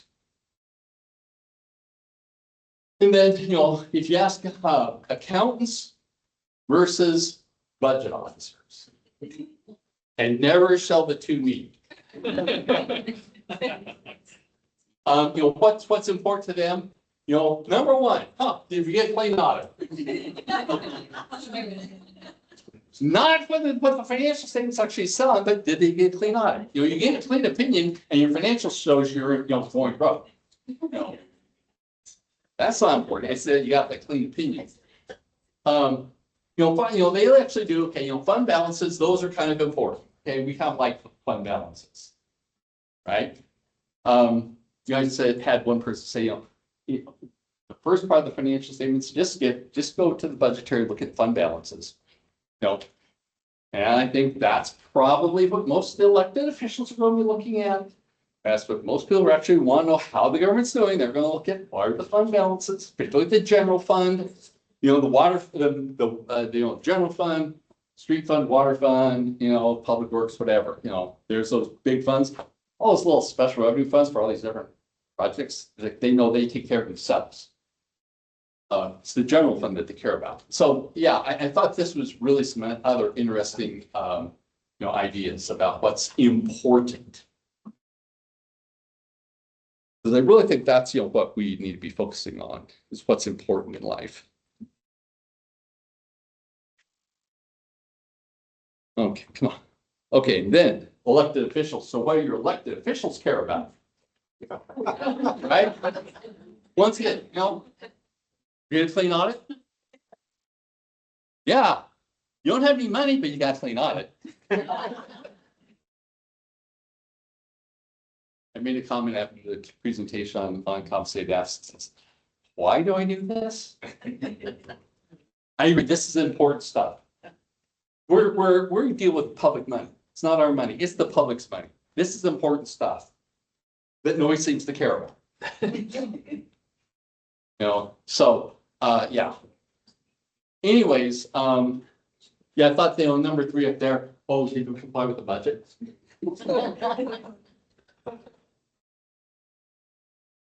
Oh, yeah. Okay. So with that information, let's consider a few things, okay? First thing, timeliness is important. When we're issuing financial statements more than 6 months after the year end, those don't help decision makers much. Okay? The closer we get to, being able to issue it compared to year end, the better, more value that information has. And once again, some things are more important than others. And to me, those are things that kind of play into this whole idea of, what is material? So timeliness of financial reporting. So just out of curiosity, I looked, okay, so I Googled, what's the largest publicly traded company in the US? Google says Apple. So I said, okay, Apple, show me your annual financial report. Apple has a year end of September 30th. What do you think the date of their auditor's report was? No, why? Not good. I thought they would be really good. November 1st. Oh, yeah, that's good. Basically 30 days after year end. Now, Apple is this ginormous entity, right? Even our counties here, in comparison, are minuscule. So I asked myself, why can't we get these reports issued 30 days after year end? Do they have to have an audit done? It's Apple? Yes. I think they have more resources in their accounting department. Oh. Yeah, no, I mean, they're publicly traded, so SEC rule says they have to issue audited financial statements. Okay, Maybe there's more auditors out there with them than us. Yeah. probably, yes, I mean, we're gonna talk about some larger issues here that come play, but yeah, so what holds up the completion of your audit? 9 times out of 10, what holds up the completion of your audit is that information that's needed for the financial statements themselves is not available. Things like that OPEB valuation. Most people need to have a new one for this year, right? They have it ordered. How and when it's going to be delivered?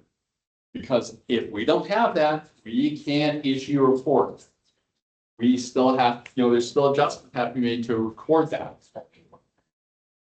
From our perspective, the things that we hate to see, and I guarantee you, every one of my staff people here have seen this. The capital assets aren't ready, aren't they? When will we get the capital assets? Sometime. Yeah. That's the number one thing. I'm going to tell you, we can get those done sooner. Okay, when we start thinking about what's really material. Also, this one, I'm going to ask you, just when you go home today, just please go to your GL, look at your fund balances, and ask yourself, does that agree to the budgetary schedule from last year? If not, please figure out why. Because otherwise, if we get in and we see it, that's the first thing we have to deal with. Because the beginning, we have to have the right beginning start, or we don't, And you'd be surprised how often we encounter this. So please, you're not going to say, "Oh, we do a good job. This is not a problem for us." Just please do it. And then the other thing that holds up the completion of your audit is really the preparation of those financial statements. Every fund you have adds to the time required. We have, in order to do things right, we have to know that the numbers in that is correct. So we have a trial balance for each and every fund. We are reviewing each and every budget actual comparison schedule. For, for most counties and decent sized cities, when I get it for partner review, I have to plan for about 6 to 8 hours of my review time just to review those financial statements. They are so big. Okay, so what can you do? So I talked about that availability, right? Rethink the keeping the books open for 60 days. Rethink that, because the question is this: could I make a reasonable estimate of those amounts I'm waiting to keep my books open for? A reasonable estimate based on historical information. No, property taxes, that's an easy one. How much property taxes did you get in July and August last year? Not that much. And if you use that same amount, would that be close enough? Sure, it would be. So let's rethink that, keeping the books open for 60 days. I would love for my people to be out there auditing year-end numbers from August 1st. Everybody wants their audits done in the months of September and October. We don't have enough people to do everybody in September and October.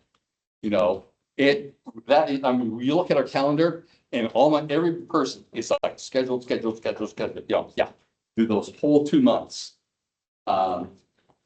Which is why when somebody says, yeah, we aren't ready for audit yet, and we look at it like, seriously, okay, you're gonna now, it's gonna be sometime in January before we get to you. So, like I said, estimates to replace actual amounts. Consider that materiality. How close do we need to be? The discussions here with, compensated absences, I'm gonna say, how precise, this is an estimate, it's clear it's an estimate, how precise do we need to be? As an auditor, when we look at that, you're gonna say, okay, so what's the actual balance? If we were to look at the full 100% dollar amount. Okay, so as an auditor, I'm gonna say, okay, so it's not reasonable to say it's 100% amount, right? It's not reasonable to say that's zero, right? It is somewhere between those, right? Your estimate is probably between 0 and 100%. You know what? As auditors, we're probably gonna say, that's probably close enough. I shouldn't say that, but that's the reality.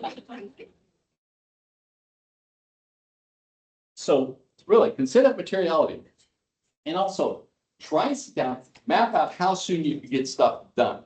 How soon you could have this stuff ready for us for those financial statements. If you do that, I believe, if you plan for something, at least you have a plan for it. Now, plans never work out 100%, or very rarely, but not planning leaves it wide open. So kind of step, what do we need to do? What kinds of things we need to get ready for audit? Let's map them out. Let's put dates. Let's give assignments to people, and we can follow up.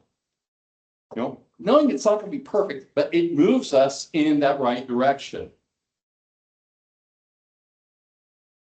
So yeah, change that 60-day policy. If it does make sense, make it 30 days. Is it going to make that big of a difference?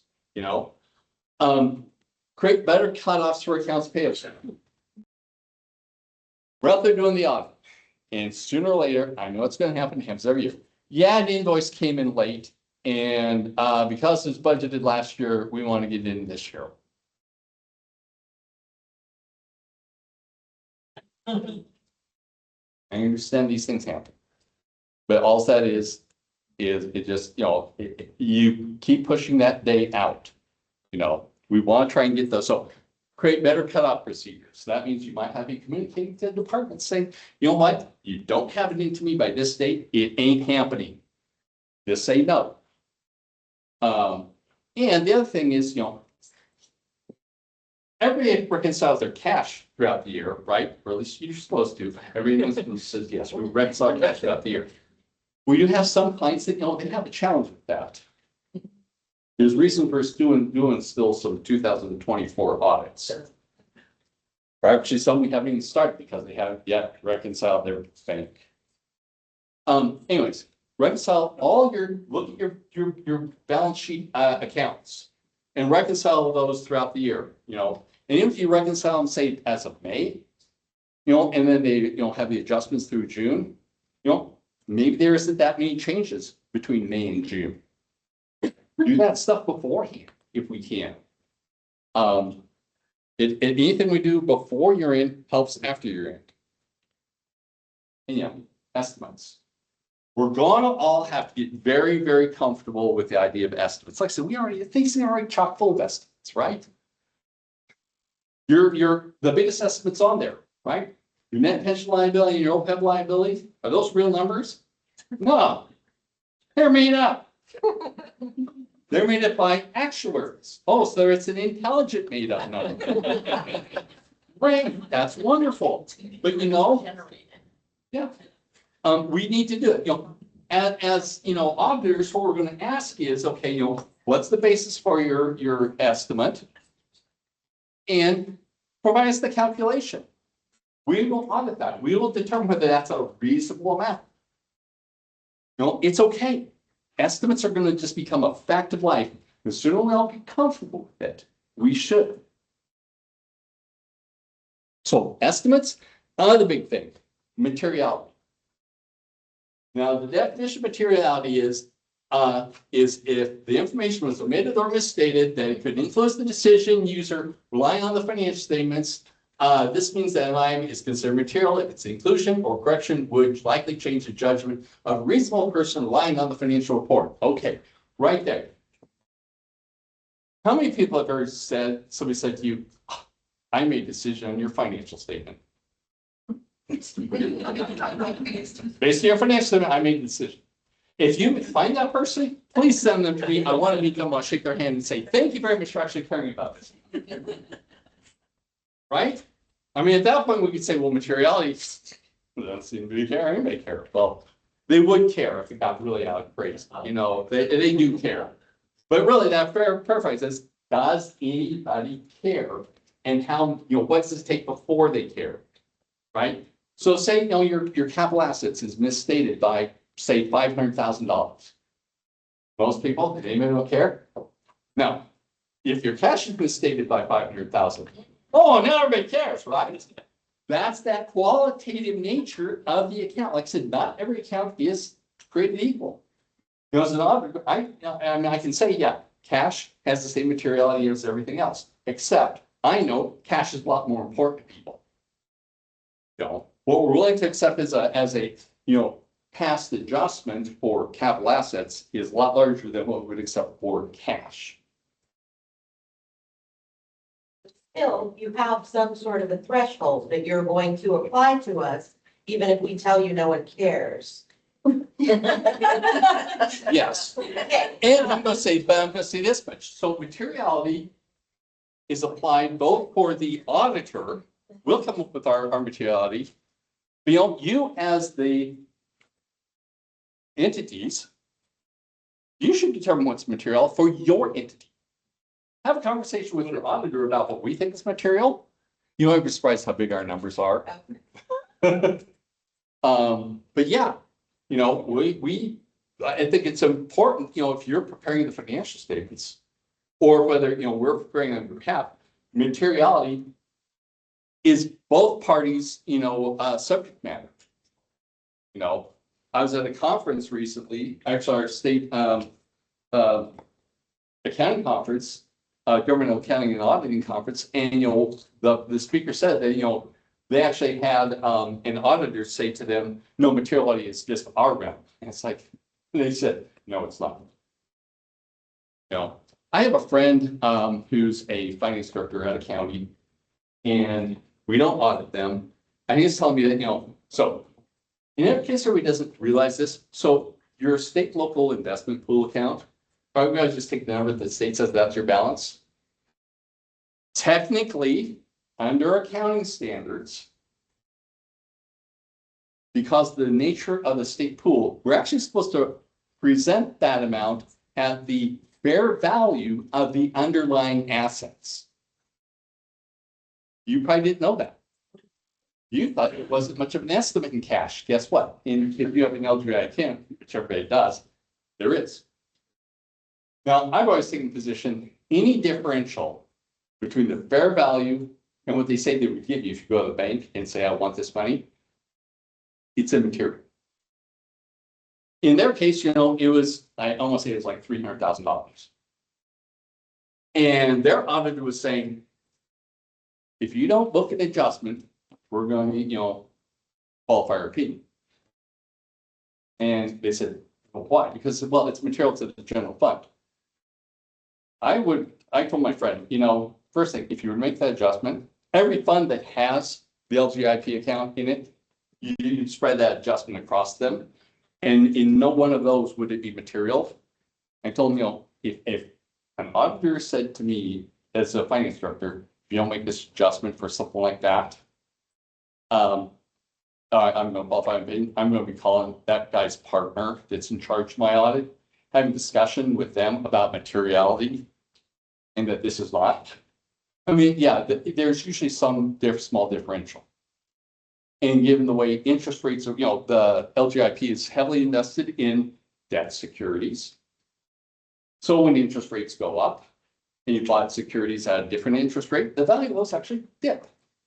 Now, good news, it wasn't a significant amount, but still, yes, Orlando. Yeah, I just wanted to add to her comment. We do have a quantitative materiality calculation, but materiality for the financial statements also considers qualitative considerations. To the extent that sometimes there's a number that could look significant or could look high, big to the financial statements, but depending on where the error is, as Brad said, I'm thinking it's an error on cash versus GAAP loss. Depreciation, which is a number that just amortizes the number of years. Sometimes an error could be considered immaterial even when the number exceeds our quantitative calculation. So we, the auditor, we don't own that threshold. We're required to calculate it because that drives our procedures. But when we find something that looks like material error, we need to enter into this conversation with management. I had this. We had this client 2 years ago that seemed to have significant error in one of the other funds, and he said, I wanted to adjust it. I said, well, if you want to adjust it, it's prior years because it seems like it was prior year error. And he said, I want to adjust it because I want the financial statement to look right. But I don't think this is a material error because all these considerations where the error is missing this count that is not subject to the covenants, it's not all the. So he put together a whole business case to tell me from our perspective, this is not a material error for this reason. So it's a conversation that we can have, even when we have a quantitative calculation for the. Yeah. So, and of course, now, you know, GASB even says this. Have you ever noticed what's the last thing on every single GASB statement? The very last thing on every one, right? Says these provisions of the statement need not be applied to immaterial items. GASB says that up front. If it's not material, don't do it.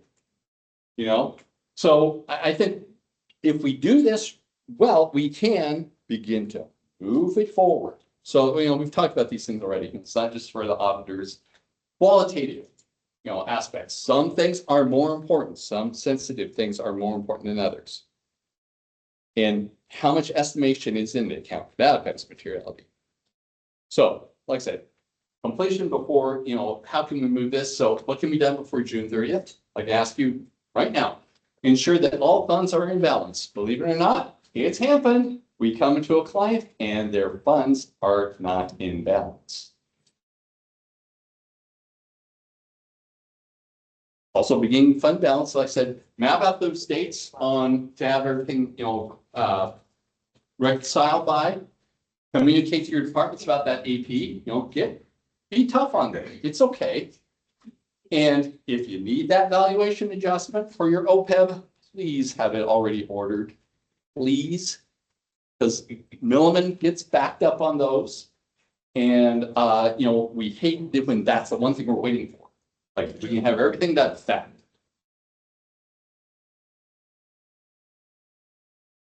Okay, capital assets, like I said, this is the one area that always kind of seems to delay more than anything.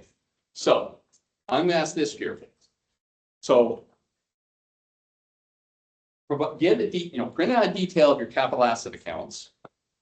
Identify those things that are going to be capitalized, okay? Not everything in capitalizing has to meet your threshold for capitalization, right? Okay, identify those that need to be capitalized. If they have construction in progress items, what project do these go with, And then, just have that information available for us. Here's all our additions out of the capital outlay. If you give us that, we're happy, at that point in time. Review it for any deletions, even if you give us that and say, we can take that, figure out quickly, what your capital assets at the end of the year should be. And depreciation is an estimate anyways, right? That's easy. Things like that, just something simple that will help move it forward. If you're going to do estimates, you can do that. Don't make it an open-ended dime. If you have to do this thing for compensated absences, set yourself a deadline for that, or somebody's deadline for that. Whereas Caitlin's saying, I'm not going to do this at all. Don't do that. You got to do something for us. I know. If you do nothing, then we have a problem.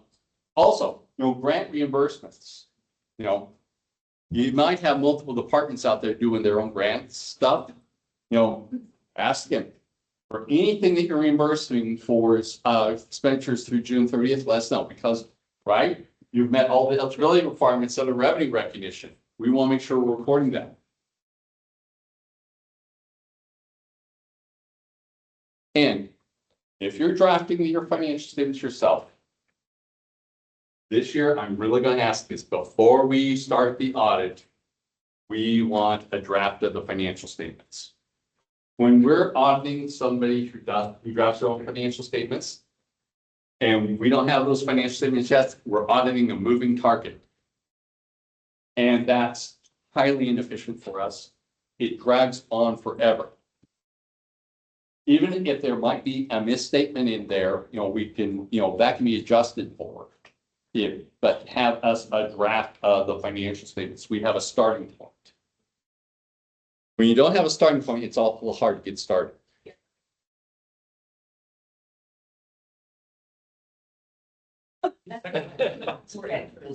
Not interim. This is final year in. Before our final year. Oh no, I'd like to have a full one done tomorrow. Is that okay? Okay. Yeah, no, before, I'm talking the year end audit, not interim work, So yeah. Good question. And then if we're drafting, I'm telling my people, I've been hammering on this. So we get your final trial balance. We're going to want to be turning around to you the budget tax comparisons right away. So I'm telling my people, we're going to do that and we'll get those things. And I have found the sooner we can get those financial statements prepared, the sooner we can get done with your audit. That is the biggest holdup, is just the drafting the financial statements. And of course, once we get those things drafted, as soon as we get those things drafted, I want to get the draft to you. You need to be reviewing it and using that to prepare your MD&A. It's more than once. Once again, we're done with all our work. And we're asking you to give us the MD&A. And we have weekly meetings to go over all our open audits every year. They're waiting for the MD&A. Yeah, we're still waiting for the MD&A. Yeah, we're still waiting for that. I talked to them yesterday. They'll get it. It's like, no, the MD&A. Now, of course, good news is this year we have the same old MD&As we've had in the past. We don't have to implement the new requirement. By the way, I'm telling everybody, GASB 103 on the improvements. Yeah, I'm saying don't really implement, please. Please don't. So if I'm going to give you a short list, this is a short list. Do these things and we're happy, So, yeah, I'm going to say everything else. So yeah, also make sure your bank accounts do reconcile to your general ledger. These are things I shouldn't have to say. But too often, at least once a year, we have one audit. It's like, yeah, it's not. So anyways, yeah, there's just a lot going on. Okay. We only have 20 minutes left. Where did the day go? Okay, well, let's talk future stuff for a little bit, okay? So last year, this came out about October last year or so. The AICPA and NASDAQ put together this report. They did a huge survey. This was a big effort by them. One of the contributors to this is Tanya Moffett with Marine Company here in Oregon. I talk with her quite often. They got smart. They aren't auditing anymore. They're just consulting.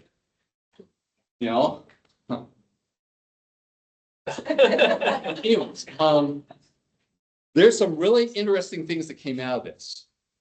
So they talked, first thing, challenges faced by governments. Okay. How many people have tried to hire somebody recently in an accounting position? How much fun was that? But maybe not stay qualified. Right, yes, I said qualified personnel. Yeah. So there's that. It's hard to find people, right? Part of it is they don't teach us in college. So I recently got appointed to the Oregon Society's Board of Directors. And one of the other guys that just came on with me is a professor over at Linfield. And I talked to him and says, hey, interested, how much time do you spend teaching, on governmental accounting in your class? He said, oh yeah, in a couple of weeks, we're going to start our 2-week session on governmental accounting. Yeah. It's not, 2 weeks in your 5-year or 4-year college, education, you're going to get 2 weeks of governmental accounting. Okay, so this is not something people know. Okay, and somebody mentioned this already, right? How much financial resources do governments give to the accounting function? Not a lot, right? In fact, you're probably towards the whole bottom of their value chain, right? Police, public works, streets, parks, all those things, and then there's accounting. Yeah. And then, so we can't find people, we don't have enough resources, and then let's just throw in all the complexity that GASB is bestowing upon us. How much fun is this? So there are real challenges recognized that governments are facing. And these are some quotes out of it, that you just cannot find it, and nobody seems to care about it. This is serious stuff, if we're talking about, we're responsible for the public's money and nobody's providing us any benefits. Yeah. Like I said, there's some challenges that we're going to be facing. This is not going to be that as we go forward. I've heard more than once today about somebody retiring in the next year or two. And it's like, yeah, that's a problem. Because you have a lot of institutional knowledge, right? You've gained that knowledge after working in the government sector for many years. You're gone. Replacing that knowledge is going to become a very difficult proposition, I think.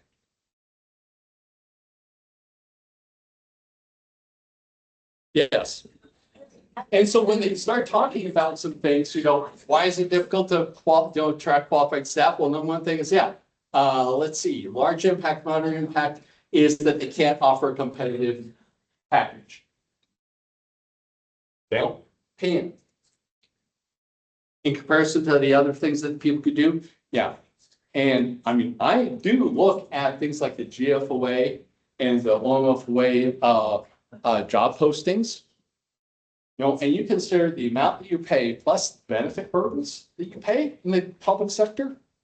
These are not low-paying jobs. but still not enough to compete with other things out there.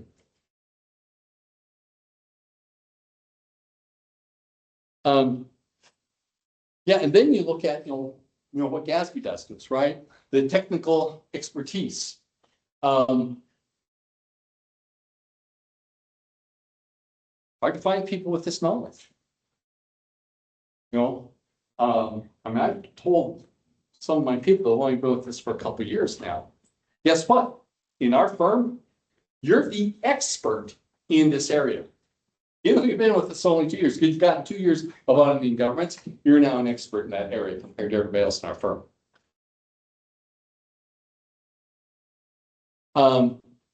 And then, when they start looking at, well, how do we overcome these things? Well, governments are saying, okay, we're going to hire people without any kind of governmental background because we can't find anybody with it, and we'll try and train them. There's going to be some challenges, right? I mean, I've seen a lot of people that have worked in the private sector, and they come into government, and they say, "Look, this stuff's like, what the are you guys doing?" It makes no sense to them. So, Hey, Brad, yes. I don't see, poaching auditors who can't take it anymore.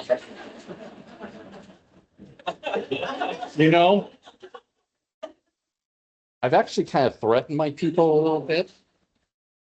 I know where you live. Yes. Believe me, I tell my people, yeah, don't look at those job listings. Just don't do it. I try to get my IT people to block it. So, and not only do you face challenges, hate to tell you, we face challenges too. Okay. Low realization on government audits. I can tell you this much. Our government audits are the lowest realization any work our firm does. I fight for this section. Yeah, it's not as profitable. Why?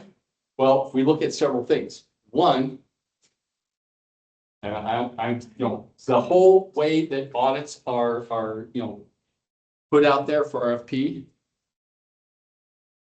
I don't blame you governments. You look at it and say, okay, I have 3 bids, right?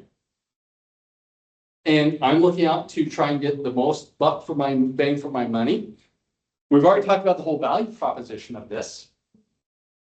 I really don't kind of blame you for going to the low cost provider.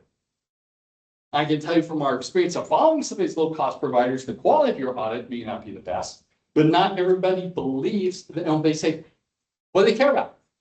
What does your governing body care about? To clean a pig cleaner. They don't care about how good the work was to get there.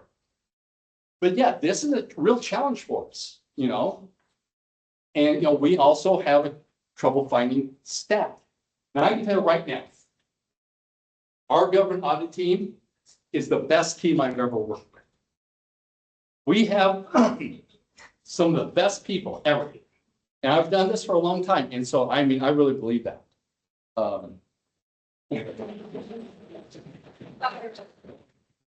So, and then you compound that with, we have additional educational requirements every year. If we're doing, single audits or yellow book audits, we have mandatory educational requirements that we have to comply with, as well as in the state of Oregon, we have a separate licensing for it. So, there's real challenges on our side. And, when we look at, by the way, if you don't notice it, if you go out for bid, you're not going to get that many proposals anymore. Okay? Yes. Can I imagine that our sort of finding qualified staff also affects the CPA firms too? Because if you're, Yeah. That's all. Yeah, because they don't teach it in college. Your clients on there. Yeah, no, it's the same thing. We have the same issue. Yeah. I feel very strongly about the staff we have, and they can all test. They've learned a lot very quickly, but we invest in them for that. So yes, they become very valuable. So they aren't supposed to talk to any other firms or your clients. Yes, Orlando. Just a reminder, clients cannot hire our staff when. Well, they can, but if you do it during the audit, it's not intended all of a sudden. Yeah, I don't know if you've ever. There's that little thing in our engagement that talks about that. That can be problems for us. So, yeah, this is the problem. And if, you know, I said, so because these issues, well, realization, finding staff educational requirements, you know what? There are fewer firms doing this work. Now, at the same time, you think, well, supply and demand works right. You know, in this arena, it's just not working very well. So not somebody in this room or online, but no, I recently could, you know, submitted a proposal to a small city here in Oregon. Former auditor was not going to be involved in the, so he wanted a new auditor. Our auditor was charging $35,000 a year. Okay, so I figured, okay, you know, that kind of gives me some idea of how much work there is involved in it. So, you know, I did just under that at $34,000 for the first year. The next highest proposal came in at 29.7. 27.9. Okay, so you know what? $7,000 less than us. And the low bid came in at 19.5. Yeah, you say, well, why? Yeah, lucky this city was you know, aware enough that maybe that it's not a good idea to go with a low cost provider always. So they did go with the middle one. But you know, I feel like, you know, as CPA firms, we're doing this to ourselves sometimes. Those people that are underbidding and things like that, they do not help our profession at all. I mean, I understand from the government perspective, you're trying to get the biggest bang for your buck. All people care about is a clean opinion. They don't care how you get there. I understand that, but still, it's creating problems for us as CPAs. Yes.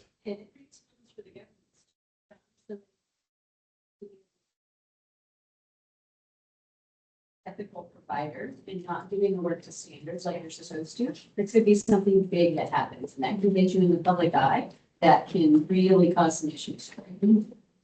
Yeah, I mean, I believe we come in and we do an audit. We do a thorough audit. You know, we don't cut corners. We are serious about this. You know, it's not just filler work for us. This is what we do. But yeah, anyways, I have a few minutes left. Anyway, so we talk about, you know, issues, you know, one of the things, lack of preparedness. If you're not ready for audit, it's hard for us to audit. And secondly, you know, once again, if the government people don't have expertise, that creates a problem for us. You know, like qualified staff at the client, and then of course, just us having that expertise. So, so how are we responding to this? We want to be proactive. So we have 2 initiatives that's going to be coming out. I'm working very diligently on these on a firm-wide basis. First one's an educational program. Now, I've talked about this for years. I basically got the go-ahead green light from my firm that basically we want to do this. So I am currently developing an educational program, series of classes. Basic governmental accounting and auditing, governmental accounting and financial reporting. And then one of that's topics. So our session on revenue recognition today, that's one of the short chapters in that advanced topics. That's why I gave you a handout. You'll notice it says on the bottom copyrighted because that is our creation as a firm. It is our, you know, protected property. So debt management. You know, in the private sector, you need to borrow money. You can go to the bank, get a loan, right? Government sector, it's completely different, right? And you have multiple types of debt that you can be dealing with. You know, let alone debt covenants and that kind of thing. So there's a lot to talk about in debt management. I'm thinking about, you know, if somebody's coming, you know, it's in accounting, but they've never done government. I think that's an important area. Budgeting. You know, now, like I said, budget officers and accountants should never come to me. unfortunately, most of you are also the budget officer. So budgeting, how do you even start developing a budget for government? This is huge. And so, and then grants management. Another huge area, every government practically has grants of some kind. Many governments, operate largely on grants. And so it's a continual thing. So that's important. And then, finally, how to create an act for yourself. And I'm open to other suggestions. If you have other suggestions for things in here, my advanced topic goes on and on and on. There's all kinds of things there. There's, revenue rec, there's, OPEB, net pension liability stuff. It goes on and on. I'm not even sure I can fit that to 8 hours. Each of these is supposed to be designed about 8-hour class or so. So this is something that we're currently working on. Hopefully by this time next year, it's ready to be launched. It takes a lot of hours to develop this material. I want to be very much geared towards what the standards say, and giving practical advice and guidance on things. It's like I said, it's really, I'm thinking of people who know accounting, they've never dealt with government. But anybody's available, these would be welcome. Anybody would be welcome in these things.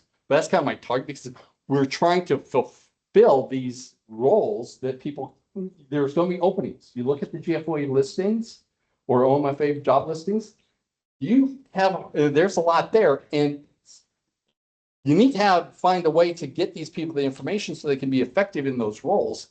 And right now, if they've just come in cold, it's hard, so it'll be designed for anybody who wants to attend. That's kind of my general target market. But yeah. So, and then the other one is we are working on this idea of an outsourced accounting initiative. Now, this wouldn't necessarily be for people in this room, but for smaller entities. You have a hard time finding people. Look at your little fire district or your, your water utility district. Some of those small governments, they can't afford people. And so I'm working with our accounting practice group, the BSG, we call them, development group that could serve basically as outsourced accounting, departments for people, for smaller entities. Like I said, not people in this room necessarily, but for smaller districts. They raised the threshold for audits in Oregon up to $1 million of expenditures this last year. That's great, but if you're still over 250, but under $1 million, you can avoid an audit, but you have to do these AUPs, but you're still required to prepare financial statements. That's Oregon. I was looking, with our offices in other states, I was looking at Colorado. Colorado, if you have $1 million of revenues, you're required to have an audit, and your financial statements has to be in accordance with GAAP. None of this cash or modified cash presentations allowed. Yeah, how would you like to try and do that? A fire district has $1 million revenue. You're going to hire somebody who has that experience. Yeah. So anyways, we're looking at things, we need to get a good platform, an accounting platform. I see other accounting firms doing this. They're trying to use QuickBooks. It doesn't work with governments. We want a platform. It needs to be online where it's collaborative. Services, what specific services we'll provide, and then training for our internal staff. But we're looking at ways to try and answer these challenges. They're big. They have a huge impact on our country. In terms of just the economic spending of local governments is huge. So with that, hey, it is 3 o'clock. And we are done.